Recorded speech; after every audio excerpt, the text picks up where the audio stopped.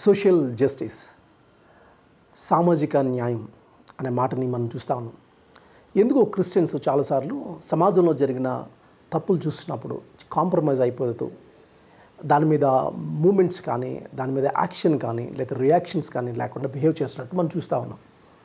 చాలామంది క్రైస్తవులకు ఉన్న ఒక నమ్మకం ఏంటంటే, నాలుగు గోడల మధ్యన వాళ్ళ యొక్క విశ్వాసం, దేవునితో వాళ్ళకున్న వ్యక్తిగతమైన సంబంధం అంతటితోనే నా జీవితం అయిపోయింది అని అనుకుంటున్నారు. ప్రభుని నమ్ముకున్నాం, మార్మన్స్ పొందాం, ఇప్పుడు చచ్చిపోవాలి, పరలోకం వెళ్ళిపోవాలి, ఇంతే. దానికి మించి సమాజంలో ఉన్న సమస్యలు గుర్తించి దాంట్లో నా పాత్ర ఏంటి, నా బాధ్యత ఏంటి, దేశ నిర్మాణంలో, నేషన్ బిల్డింగ్లో నా పాత్ర ఏంటి అనేది మనం ఆలోచించలేకపోతా ఉన్నాం. దీనికి గల కారణం ఏంటంటే, ఎక్కడో క్రైస్తవులకు ఒక మూఢనమ్మకం. అదేంటంటే, నేను చచ్చిపోయిన తర్వాత పరలోకం వెళ్ళిపోవడానికి, కానీ ఈ భూమి మీదకి సంబంధించిన జీవితం కాదు అనేది ఎక్కడో కొంతమందికి ఉన్న మూఢనమ్మకం. ఇప్పుడు చెప్పండి, క్రైస్తవులు సమాజంలో ఉన్న ఇష్యూస్లోకి ఇన్వాల్వ్ అవ్వచ్చా? అసలు ఫస్ట్ థింగ్ జస్టిస్ లేకపోతే న్యాయము అంటే ఏంటి అనేది మనం ఒకసారి ఆలోచించాలి. సో జస్టిస్ అని మాట్లాడుతున్నప్పుడు ఒకటి, ఎప్పుడైతే జస్టిస్లో న్యాయం కోసం క్రైస్తవుడు నిలబడకపోతే అసలు క్రైస్తవుడే కాదు. బై ద వే బైబిల్ ఏం మాట్లాడుతుంది అని అంటే, యేసుప్రభు సాక్షాత్ ప్రభు చెప్పిన మాట అంటే, మీరు లోకానికి వెలుగై ఉన్నారు, లోకానికి ఉప్పై ఉన్నారు అని మాటలు చెప్పాడు. లైట్తో పోల్చాడు, సాల్ట్తో పోల్చాడు. అంటే లోకం చీకటిలో ఉంది. ఎలాంటి చీకటిలో ఉంది? ఆర్థిక సంబంధమైన చీకటిలో ఉంది, ఎకనామికల్ డార్క్నెస్ ఉంది, సాంఘిక చీకటి ఉంది, సోషల్ డార్క్నెస్ ఉంది, స్పిరిచువల్ డార్క్నెస్ ఉంది. ఇలా అన్ని డార్క్నెస్లో నుంచి దేవుడు లైట్ని క్రియేట్ చేయడానికి నిన్ను నన్ను పిలిచాడు. అది నెంబర్ వన్. ఉప్పుతో పోల్చాడు. ఉప్పుతో ఎందుకు పోల్చాడు అని అంటే, ఈ ఫ్రిడ్జెస్ లేకపోతే రిఫ్రిజిరేటర్స్ లేని టైంలో 2000 years బ్యాక్ ఒక పదార్థం కుళ్ళు పట్టకుండా చేసే బాధ్యత ఎవరికి ఉంటుంది అంటే ఉప్పుకి ఉండేది. ఒక చేపని కుళ్ళు పట్టకుండా చేయాలి అంటే ఉప్పు పెట్టేవారు. కాబట్టి మీరు లోకానికి ఉప్పు అంటే అర్థం ఏంటంటే, టేస్ట్ అనే సెన్స్లో మాట్లాడలేదు. ఒక టేస్ట్ అనే సెన్స్లో అంటే your honey to this world అని చెప్పేవాడు ఆయన. సో ఆ కాన్సెప్ట్ చెప్పకుండా ఆయన ఏం మాట్లాడంటే, ఉప్పు అంటుంది ఏంటంటే, కుళ్ళు పట్టకుండా చేయవలసిన బాధ్యత మనది. ఈ ప్రపంచం పాడవకుండా చేయవలసిన బాధ్యత మనది. ఈ ప్రపంచం పాడవడానికి అనేకమైన సమస్యలు ఉన్నాయి. ఈరోజు మనకు గర్ల్స్ మీద జరుగుతున్న రేప్ అటెంప్ట్స్ జరుగుతూ ఉన్నాయి. రేసిజం ఉంది, క్యాస్ట్ ఉంది, ఇష్యూస్ ఉంది, స్లావరీ ఉంది, బానిసత్వం ఉంది. ఇలాంటి అన్నిటిలో నుంచి మనం చూస్తూ అడ్జస్ట్ అయిపోతూ సమాజం పట్ల బాధ్యత లేకుండానే మనం తయారవుతూ ఉన్నాం. ఇది ఒకటి మనం గమనించాలి. కానీ మన మిషనరీస్ టైంలో ఒకసారి ఆలోచిద్దాం. ఒక ప్రశ్న మిమ్మల్ని అడుగుతున్నాను సూటిగా. మన మిషనరీస్ టైంలో స్కూల్ బిల్డింగ్ పెద్దదా, చర్చ్ బిల్డింగ్ పెద్దదా? చర్చ్ బిల్డింగే పెద్దదా, స్కూల్ బిల్డింగ్ పెద్దదా? స్కూల్ బిల్డింగ్ పెద్దది. ఇప్పుడు చర్చ్ బిల్డింగ్ పెద్దదా, హాస్పిటల్ బిల్డింగ్ పెద్దదా? హాస్పిటల్ బిల్డింగే పెద్దది. అంటే మిషనరీస్ టైంలో చర్చెస్ కంటే పెద్దవి ఏంటంటే స్కూల్స్, హాస్పిటల్స్. మరి ఈరోజు ఏమైంది అని అంటే, ఈరోజు మనకు స్కూల్స్ లేవు, హాస్పిటల్స్ మూసేస్తున్నాం, స్కూల్స్ మూసేస్తున్నాం, చర్చెస్ మాత్రం రోజు రోజుకి విపరీతంగా పెరిగిపోతూ ఉన్నాయి. అంటే వాళ్ళకు సమాజ వేడలో ఉన్న బాధ్యత వాళ్ళకు ఉన్నట్టు మనకు లేదు. అందుకనే మీరు చూడండి, ఈరోజు క్రైస్తవులు అనగానే బయట ఉన్న ప్రపంచం ఏంటంటే, సమాజ వేడల బాధ్యత లేని వాళ్ళగా మనల్ని అనుకోవడానికి గల కారణం ఏంటి అని అంటే, సమాజంలో మనం ఇన్వాల్వ్మెంట్ మనకు లేకపోవడం వల్ల. సో మీరు ఒకసారి చూద్దాం. ఓల్డ్ టెస్ట్మెంట్లో మనకి జోసెఫ్ స్టోరీ తెలుసు, యోసెఫ్ యొక్క స్టోరీ తెలుసు. యోసెఫ్ బానిసగా వెళ్ళిపోయాడు ఈజిప్ట్కి. ఆ తర్వాత ఒకరోజు ప్రధానమంత్రి అయిన పొజిషన్ మనకు తెలుస్తుంది. సో ఆ తర్వాత ఆదికాండం అయిపోతూ ఏం స్టార్ట్ అయిందని, నిర్గమకాండం స్టార్ట్ అవుతూ ఒక మాట అన్నాడు. ఏమన్నాడంటే, యోసేపు ఈ ఐగుప్తుకి ఏం చేశాడో తెలియని ఒక జనరేషన్ వచ్చిందంట, తెలియని ఒక ఫరో వచ్చాడట. అందుకని ఇశ్రాయేలుని నేర్చుకున్నాడు. అర్థమైందా? అలాగే క్రైస్తత్వం భారతదేశానికి ఏం చేసిందో తెలియని జనరేషన్ ఈరోజు వచ్చేసింది. అందుకని క్రైస్తవుని విమర్శిస్తూ ఉన్నారు. అక్కడ ఇక్కడ ఒకటే జరిగింది. అయితే అక్కడ ఎందుకు అట్లా జరిగిందంటే, యోసేపు చేసిన పని నెక్స్ట్ తరం, నెక్స్ట్ జనరేషన్ దాన్ని కంటిన్యూ చేయలేదు. మిషనరీస్ యొక్క మూమెంట్ని నెక్స్ట్ జనరేషన్ కంటిన్యూ చేయలేనందువల్ల ఇప్పుడు ఏముంది, వాళ్ళు ఏం చేశారు? ఒక విమెన్ చదువుకోకూడదు అన్నప్పుడు ఎలాంటి ఎడ్యుకేషన్ ఇచ్చారు? భర్త చచ్చిపోతే భార్యను చంపేస్తున్నప్పుడు ఆ సతీని ఆపడానికి వాళ్ళు చేసిన మూమెంట్స్ ఏంటి? ఈవెన్ ఫ్రీడమ్ ఫైట్లో మహాత్మా గాంధీకి సిఎస్ఐ చర్చ్, లూథరన్ చర్చ్ లాంటి మెయిన్లైన్ చర్చెస్ 80 kgs బంగారం ఇచ్చింది స్వాతంత్ర పోరాటానికి. సో సమాజంలో ఉన్న ఇష్యూస్లోకి ఇన్వాల్వ్ అవ్వడం అనేది మనం గమనించాలి. అంతేగాని భక్తి అని అనగానే, దేవుని యందు విశ్వాసం అని అనగానే, దేవుడు కోరుకున్న విశ్వాసం ఎలాంటిది అని అంటే, నీ భార్యని, నీ కుటుంబాన్ని సంసార చక్రంలోంచి బయటకు వచ్చేసి, అడవులకు వచ్చేసి తపస్సు చేయి, నాలో లీనమైపోవు అని అనండు దేవుడు. బై ద వే దానికి మించి ఏమంటే మీరు లోకానికి వెలుగు, లోకానికి ఉప్పు అని లోకంతో ఉన్న బాధ్యత గురించి మాట్లాడుతూ ఉన్నాడు. ఈవెన్ చర్చ్ అనే మాటను మనం యూజ్ చేస్తున్నప్పుడు యేసుప్రభు ఎన్నుకున్న మాట, నేను నా దేవాలయాన్ని కడతానని లేదు, నా సంఘాన్ని కడతానన్నాడు. సో దేవాలయము, టెంపుల్కి చర్చ్కి ఉన్న తేడా ఏంటో మనకు అర్థం అవ్వాలి. టెంపుల్ అనే మాట రిలీజియస్ థింగ్స్ని ప్రాక్టీస్ చేసే ప్లేస్. కానీ ప్రభు చెప్పినప్పుడు ఆ వర్డ్ యూజ్ చేసినప్పుడు గ్రీక్లో ఎక్లేషియా అనే మాటను యూజ్ చేశాడు. అసెంబ్లీలో ఎవరుంటారంటే మనం ఎన్నుకునే లీడర్స్ అక్కడ ఉండి సమాజం గురించి ఆలోచించి, సో అక్కడి నుంచి లాస్, బిల్స్ ప్రవేశపెట్టి బెటర్ సొసైటీని బిల్డ్ చేయడానికి వాళ్ళు అక్కడ పనిచేస్తారు. ఇప్పుడు దేవుడు పెట్టిన అసెంబ్లీలో ఎవరుంటారు అని అంటే, దేవుడు ఎన్నుకున్న బిడ్డలో నువ్వు నేను ఉంటాం. మనం ఏం చేస్తామంటే సమాజం ఎడల బాధ్యత కలిగి సమాజాన్ని బెటర్ సొసైటీ బిల్డ్ చేయడానికి ఇదిగో ఒక గురి కలిగి పనిచేస్తాం. కానీ ఈరోజు మనకి ఎట్లాంటిది అయిపోయిందంటే, లేదు నేను పాటలు పాడుకుంటాను, ప్రార్థన చేసుకుంటాను, దేవునితో నాకు వ్యక్తిగతమైన సంబంధం ఆ 4 గోడల మధ్యన, అది కూడా ఆదివారం, మహా అయితే శుక్రవారం, ఇంకా రెస్ట్ ఆఫ్ ద లైఫ్ నాకు సంబంధం లేని యొక్క జీవితాన్ని నేను బ్రతుకుతా ఉన్నాను. ఇది మనం ఆలోచించాలి. ఇదా కోరుకుంటుంది ప్రభువు? కోరుకుంటుంది ఇలాంటి భక్తినా కోరుకుంటున్నాడు? ఒక మాట మిమ్మల్ని అడుగుతాను.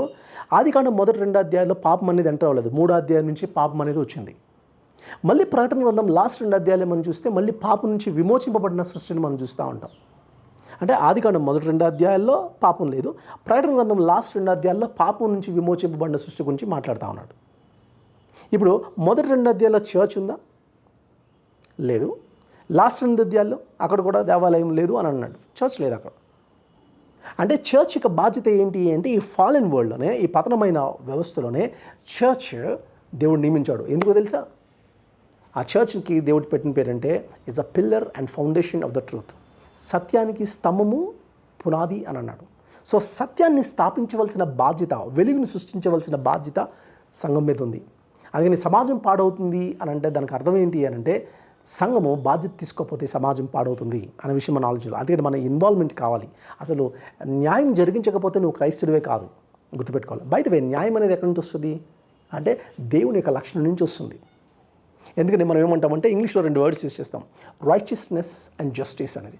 రైచియస్నెస్ అంటే న్యాయము, అంటే రైట్ అనే వర్డ్ నుంచి వచ్చింది. రైట్ నుంచి రైచియస్నెస్ అంటే రైట్గా వ్యవహరించడం. According to the righteousness is justice అని అంటాం. అంటే ఫర్ ఎగ్జాంపుల్ ఒక స్కేల్ పెట్టి గీత గీస్తే ఎలాంటి గీత వస్తుంది అంటే స్కేల్కి అనుకూలంగా గీత వస్తుంది. స్కేల్ స్ట్రైట్గా ఉందనుకోండి స్ట్రైట్ లైన్ వస్తుంది, స్కేల్ వంకరగా ఉంటే వంకర లైన్ వస్తుంది. కాబట్టి దేవుడు ఒక స్ట్రైట్ అని అనుకుంటే, ఆయన నీతి అనుకుంటే, ఆ నీతికి అనుకూలంగా వ్యవహరించేదే న్యాయము అని అంటాం. కాబట్టి ఇప్పుడు న్యాయం అని అంటే ఏంటి అనేది మనకు అర్థం అవ్వాలి. అందుకని ఇక్కడ 2 విషయాలు మేము ముందు చెప్తాను. అదేంటంటే సాంఘిక సోషల్ జస్టిస్కి బిబిలికల్ జస్టిస్కి తేడా ఉంది. అయితే సోషల్ జస్టిస్లో జరిగేవన్నీ బిబిలికల్ జస్టిస్ ఒప్పుకుంటుందా అంటే కొన్ని ఒప్పుకోదు. ఫర్ ఎగ్జాంపుల్ పురుషులు పెళ్లి చేసుకోవచ్చు, స్త్రీలు పెళ్లి చేసుకోవచ్చు. ఇది సమాజం యొక్క న్యాయము అని సుప్రీంకోర్టు ఒక ఆర్డర్ తీసుకొచ్చింది అనుకోండి, దానికి చర్చ్ వ్యతిరేకంగానే ఉంటుంది. దేవుడు ఆ సుప్రీంకోర్టు కంటే పైన దేవుడు ఆ తప్పు అన్నాడు, తప్పంతే. Biblical justice. కాబట్టి బిబిలికల్ జస్టిస్ దేవుని యొక్క నీతిని బేస్ చేసుకుని వస్తుంది. హ్యూమన్ జస్టిస్ ఎక్కడి నుంచి వస్తుంది? లేదా సోషల్ జస్టిస్ ఎక్కడంటే ఫాలెన్ హ్యూమన్ బీయింగ్ యొక్క నేచర్ నుంచి, ఫిలాసఫీ నుంచి వస్తుంది. అంటే పతనమైన వ్యక్తి యొక్క ఆలోచనల నుంచి వస్తుంది. అందుకని ఒక మాట నేను చదువుతున్నాను. కొలసీ పత్రిక 2వ అధ్యాయము 8వ వచనంలో, నేను వాడుక భాష తెలుగు బైబిల్లో చదువుతున్నాను, ఇది జాగ్రత్తగా వినండి. అదేంటంటే, మోసంతో పనికిరాని తత్వజ్ఞానంతో మిమ్మల్ని ఎవరు బంధింపకుండా జాగ్రత్త పడండి. వాళ్ళు తత్వజ్ఞానానికి మూలం క్రీస్తు కాదు, దానికి మానవుని సాంప్రదాయాలు, అతని నైజం వల్ల కలిగిన నియమాలు కారణం. ఆలోచించండి. మోసంతో పనికిరాని తత్వజ్ఞానంతో మిమ్మల్ని ఎవరు బంధించకుండా చూసుకోండి. అర్థమైందా? వాళ్ళు తత్వజ్ఞానానికి మూలం క్రీస్తు కాదు. సో సోషల్ జస్టిస్కి కారణం క్రీస్తా అని అంటే క్రీస్తు కాదు చాలామందికి, చాలా వాటికి. అందుకని బిబిలికల్ జస్టిస్ ఏంటి అని అంటే దేవుని యొక్క లక్షణం నుంచి, క్యారెక్టర్ నుంచి వస్తుంది. సోషల్ జస్టిస్ ఏమవుతుందనంటే హ్యూమన్ నుంచి వస్తుంది. అందుకని సోషల్ జస్టిస్లో ఎలాంటివి స్టేట్మెంట్స్ తీసుకొస్తారు అంటే, ఫర్ ఎగ్జాంపుల్ ఎల్జిబిటీ అని ఉంది. అంటే మనకు తెలుసు సేమ్ సెక్స్ మ్యారేజెస్ని పర్మిషన్ ఇచ్చేసింది ఈరోజు. దాన్ని ఏమన్నాను? సోషల్ జస్టిస్ అని అంటున్నారు. At the same time social justice కొన్ని విషయాల మీద కూడా ఫైట్ చేస్తుంది. ఫర్ ఎగ్జాంపుల్ సోషల్ ఈవిల్స్ మీద ఫైట్ చేస్తుంది. లైక్ స్లావరీ మీద, బానిసత్వం మీద ఫైట్ చేస్తుంది అనుకోండి. Yes, we are there, we support that. ఎందుకంటే బానిసత్వాన్ని దేవుడు ఒప్పుకోలేదు. ఇశ్రాయేల్ బానిసత్వంలో ఉన్నాడు, వాళ్ళని విమోచించమని చెప్పాడు కాబట్టి దానికి ఒప్పుకుంటాం. కానీ ఈ రెండింటికి తేడా తెలియాలి మనకి. బిబ్లికల్ జస్టిస్ ఏంటి, అలాగే సోషల్ జస్టిస్ అంటే ఏంటో మనకి ఈ తేడా తెలియాలి. అంత మాత్రమే కాదు, ఈ రెండిట్లో ఇంకొక ప్రాముఖ్యమైన తేడా ఏంటి అని అంటే, ఒకటి దేవుని లక్షణాల నుంచి వచ్చేది బిబ్లికల్ జస్టిస్, హ్యూమన్ యొక్క ఫాలెన్ వరల్డ్ నుంచి వచ్చేది సోషల్ జస్టిస్. అంత మాత్రమే కాదు, బిబ్లికల్ జస్టిస్ ఏంటి అంటే ఆబ్జెక్టివ్ ఉంటుంది, సోషల్ జస్టిస్లో సబ్జెక్టివ్ ఉంటుంది. ఫర్ ఎగ్జాంపుల్ ఏంటి అని అంటే, లేవికాండంలో ఆయన మాట్లాడిన మాటలు ఏంటంటే, లేకపోతే ప్రభు చెప్పిన మాటలు మీరు చూసినప్పుడు, లేకపోతే బైబిల్లో ఉన్న మాటలు ఎలా ఉంటాయి అని అంటే, జస్టిస్ దగ్గరికి వెళ్ళినప్పుడు, మీరు న్యాయం తీర్చినప్పుడు 2 లేదా 3 విట్నెసెస్ ఉండాలి, సాక్షులు ఉండాలి. ఒక విట్నెస్తో అయిపోదు, 2, 3. ఎందుకనంటే ఎక్కడన్నా తేడా జరుగుతుందో be careful with your justice, న్యాయం జరగాలి అనేది. కానీ సోషల్ జస్టిస్లో ఏముంటుందని అంటే, అది న్యాయమా కాదా అనే దానికంటే ఒక ఎవిడెన్స్ ఉంటే చాలు, వెళ్ళిపోతుంది, ముందుకు వెళ్ళిపోతుంది. ఈరోజు అదే బేస్ చేసుకొని ఎంతమంది తప్పులు చేస్తున్నారు. సల్మాన్ ఖాన్ లాంటి వాళ్ళు చేసిన తప్పుని ఈరోజు సుప్రీంకోర్టు సమర్థిస్తూ, లేదా కొన్ని కోర్టులు సమర్థిస్తూ, లేదా ఎవిడెన్సెస్ లేవు, లేదా కార్ డ్రైవర్ తను చంపింది తను, కారు గుద్దేసింది తను కాదు, తన డ్రైవర్ కనబడట్లేదు, ఇలాంటివి తప్పుడు దావులు తీసుకెళ్ళిపోవడం. సోషల్ జస్టిస్లో హ్యూమన్ తప్పించుకోవడానికి ఉంటుంది. అంత మాత్రమే కాదు, సోషల్ జస్టిస్ ఏమంటే పార్షియాలిటీ ఉంటుంది, బిబ్లికల్ జస్టిస్లో పార్షియాలిటీ ఉండదు. ఇది కూడా మనం గమనించాలి. కాబట్టి జస్టిస్ అన్నప్పుడు, సోషల్ జస్టిస్ అన్నప్పుడు, ఆ వర్డ్ యూస్ చేస్తున్నప్పుడు అవతల వాళ్ళు మనం గుర్తుపెట్టుకోవాలి. సో నేను సోషల్ జస్టిస్ ఎలా నేను మాట్లాడుతున్నానా అంటే, ఎస్ నేను మాట్లాడుతాను, కానీ ఏ సెన్స్లో మాట్లాడుతున్నా అంటే, ఆ సోషల్ జస్టిస్ అనేది బిబ్లికల్ జస్టిస్కి అనుకూలంగా ఉంటే I'm with them. For example, రేపన్న రోజున సుప్రీంకోర్టు వచ్చి అబార్షన్ లీగల్ చేసేసారు, మీరు ఎవరైనా అబార్షన్ చేయించుకోవాలంటే చేసేసుకోవచ్చు అని రూల్ పెట్టింది అనుకోండి, ఇప్పుడు ఏం చేయాలి నేను? ఆ సుప్రీంకోర్టుకి మించిన దేవుడు చెప్పిన మాట వినాలా, సుప్రీంకోర్టు మాట వినాలా కదా? అందుకని బిబ్లికల్ జస్టిస్ ఎప్పుడు ఏం చెప్తుందనంటే, సోషల్ జస్టిస్ దేవుని యొక్క నియమాలకి, ఆ సత్యానికి, న్యాయానికి వ్యతిరేకంగా ఉంటుంది కొన్నిసార్లు సోషల్ జస్టిస్. కానీ బిబ్లికల్ జస్టిస్ ఏముంటుందంటే, దాని సుప్రీంకోర్టుకి మించిన దేవుని వాక్యం ఏం చెప్తుందంటే, ఆ తప్పు అంటే తప్పే, అంతే. అబార్షన్ తప్పు అంటే తప్పే. లేకపోతే కొన్ని దేశాల్లో ఏం పర్మిషన్ ఉంది, ప్రాస్టిట్యూషన్ అనేది లీగల్, ప్రాస్టిట్యూషన్ అనేది వ్యభిచారం అని చేసుకోవచ్చు వాళ్ళు, అది తప్పుగా చూడరు కొన్ని దేశాలు, దానికి పర్మిషన్ ఇచ్చింది. సెక్స్ వర్కర్స్ అని అంటున్నాం ఈరోజు వాళ్ళు. లేకపోతే పురుషులు పెళ్లి చేసుకున్నారు, గే మ్యారేజెస్, లెస్బియన్స్, ఈ కాన్సెప్ట్స్ అన్నీ మనం చూసుకుంటున్నప్పుడు అది బైబిల్ ఒప్పుకుంటుందా, ఒప్పుకుంటలేదు. సొసైటీ ఒప్పుకుంటుందా, ఒప్పుకుంటుంది. ఇప్పుడు ఈ రెండిట్లో దేన్ని నమ్మాలి నేను, social justice R biblical justice? కాబట్టి సోషల్ జస్టిస్ అన్నివి బిబ్లికల్ జస్టిస్ అనుకోవడానికి వీల్లేదు. దీనికి మించి దేవుని యొక్క వాక్యం ఉంటుంది కాబట్టి దాన్ని బేస్ చేసుకొని మనం ఆలోచించాలి. సమాజంలో మనం ఇన్వాల్వ్ అవ్వాలి. దేవుని రాజ్యం యొక్క విలువలు ఈరోజు భూమి మీద స్థాపించాలంటే మీరు క్రీస్తు రాయబారులు అన్నాడు. అంత మాత్రమే కాదు, మీ పరలోక పౌరులు అనలేదు, మీ పౌరసత్వం పరలోకంలో ఉంది అని అన్నాడు. అంటే అర్థం ఏంటంటే, my citizenship is in heaven, అంటే హెవెన్లీ సిటిజన్షిప్తో ఈ భూమి మీద జీవించడం. ఫర్ ఎగ్జాంపుల్, ఇండియన్ అంబాసిడర్ అమెరికాలో ఉంటాడు, కానీ ఇండియన్ కారే వాడతాడు, ఇండియన్ ఫ్లాగే ఉంటుంది, ఇండియన్ డ్రెస్లోనే ఉంటాడు, కానీ ఉండేది అమెరికా. అంటే ఇక్కడ రాయబారుగా అక్కడ ఉంటాడు. సో మనం ఏమంటున్నామంటే, నా పౌరసత్వం పరలోకంలో ఉందంటే పౌరసత్వంతో భూమి మీద జీవించడం, ఆ విలువలతో ఇక్కడ జీవించడం, ఆయన చిత్తం పరలోకంలో నెరవేరినట్లు భూమి మీద ఆయన చిత్తాన్ని నెరవేర్చడానికి నేనున్నాం. కాబట్టి ఆ ఇన్వాల్వ్మెంట్ సొసైటీలో ఒక అన్యాయం జరుగుతున్నప్పుడు దానికోసం నేను వాయిస్ రైజ్ చేయాలి. వాయిస్ రైజ్ చేసిన ప్రతిసారి ప్రాబ్లం ఉంటుందా, ఎదుర్కొంటాను ఖచ్చితంగా. యేసుప్రభు సిస్టమ్కి వ్యతిరేకంగా వాళ్ళు తప్పు చేస్తుంటే ఆ పరిశీలి శాస్త్రం ఎదిరించాడు, ఆయన సిలువేశారు, దానికి కూడా రెడీ అయ్యాడు, న్యాయం కోసం నుంచున్నాడు, నీతి కోసం నుంచున్నాడు.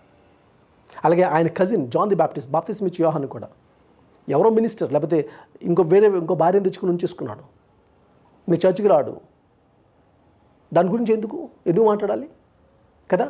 అడవడ హేరోదు వేరే ఒక భార్యను తెచ్చుకుని ఉంచాడు, చర్చికి రాడు కదా, నీకెందుకు ఆ హేరోదు గురించి ఎందుకు నువ్వు వాన్ చేస్తే వాడు ఊరుకుంటాడా? చంపేశాడు, తల నరికించేశాడు. ఎందుకు వాన్ చేసి ఉంటాడు బాప్తిస్మ ఇచ్చే యోహాను? ఎందుకు అనంటే, సమాజం మెడల బాధ్యత కలిగిన వాడు, రెస్పాన్సిబిలిటీ కలిగినాడు, నీతి జరిగించాలని ఆకలి దప్పులు కలిగిన వాడు బాప్తిస్మ ఇచ్చే యోహాను. అది మనం గమనించాలి, ఈ విషయాల్ని మనం చూడాలి. అందుకంటే సమాజంలో మనకి ఇన్వాల్వ్మెంట్ అనేది ఉండాలి అనేది ఖచ్చితంగా మనం ఇన్వాల్వ్మెంట్ ఉండాలి. సమాజం మీద న్యాయం లేదా స్థాపించవలసిన బాధ్యత దేవుడు మన మీద పెట్టాడు. కాబట్టి సమాజంలో బాధ్యత లేదు, కేవలం నేను ప్రార్థన చేసుకుంటాను, పాటలు పాడుకుంటాను, అక్కడితో నా భక్తి జీవితం అయిపోయిందంటే అది క్రిస్టియన్ ఫెయిత్ కాదు.